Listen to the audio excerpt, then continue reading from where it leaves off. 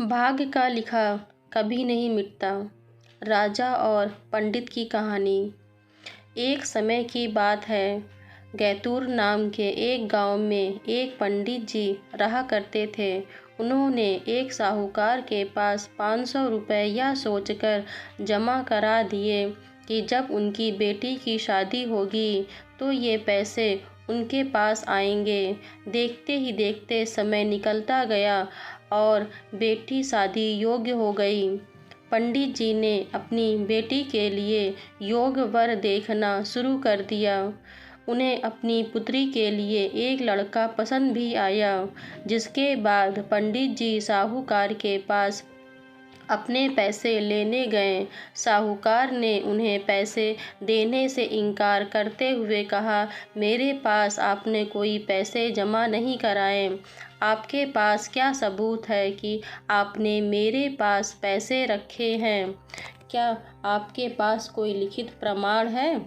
साहूकार की ये बातें सुनकर पंडित जी परेशान हो जाते हैं और वे समझ जाते हैं कि साहूकार ने उनके पैसे हड़प लिए हैं। एक दिन पंडित जी मंदिर से घर लौट रहे थे। तभी उनके दिमाग में विचार आया कि उन्हें उस साहूकार की शिकायत राजा से करनी चाहिए। हो सकता है राजा इस परेशानी का कोई हल निकाल दे। अगले दिन राजा की सवारी निकली। नगरवासियों ने उन्हें फूलों की माला पहनाई, वह आरती उतारी।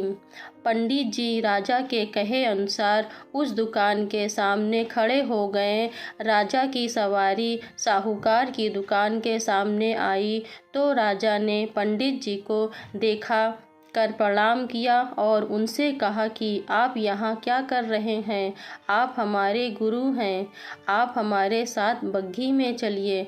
पंडित के बग्घी में बैठने के बाद साहूकार ने राजा की पूजा की और उन्हें फूलों की माला पहनाई। उसके बाद राजा की बग्घी आगे बढ़ गई।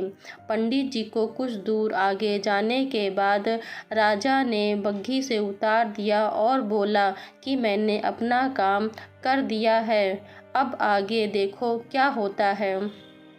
पंडित और राजा के संबंध को देखकर साहूकार सोच में पड़ गया और उसे घबराहट होने लगी कि कहीं पंडित उसकी शिकायत राजा से न कर दे।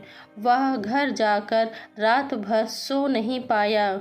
सुबह दुकान पर जाकर सबसे पहले साहूकार ने अपने मुनीम को पंडित जी को यह सहसम्मान दुकान में लाने के लिए कहा। मुनीम पंडित जी को ढूंढने निकल गया।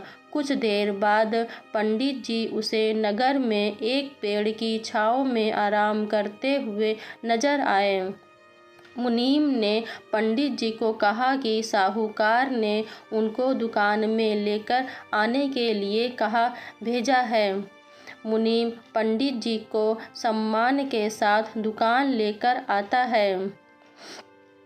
साहूकार पंडित जी को आदर सम्मान के साथ बिठाते हुए कहता है, मैंने पुराने खाते की अच्छी तरह जांच की और उसमें आपने मुझे 500 रुपये दिए थे, जिसकी जानकारी मिली है। यह पैसा पीछे 10 सालों से मेरे पास जमा है, जिस वजह से इसका ब्याज मिलाकर यह 12,500 रुपये हो गए हैं।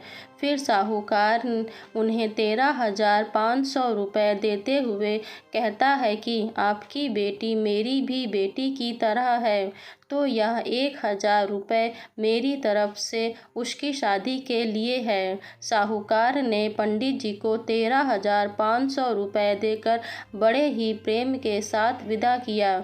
इस तरह पंडित जी को उनके अपने पैसों के साथ ही उसका ब्याज और शादी के लिए साहूकार की तरफ से 1,000 रुपये अतिरिक्त मिल गए। कहानी से सीख। अगर कोई किसी को परेशान कर रहा है तो उसके सामने गिड़गिड़ाने की बजाय आप ऐसे व्यक्ति से मदद मांगे जो इस समस्या से उसे निकाल सकता है। तो इस कहानी से आपको क्या सीख मिलती है, हमें आप कमेंट करके ज़रूर बताइएगा। और आपको ये स्टोरी कैसी लगी ये भी आप हमारे साथ ज़रूर कमेंट करके बताइएगा। धन्यवाद।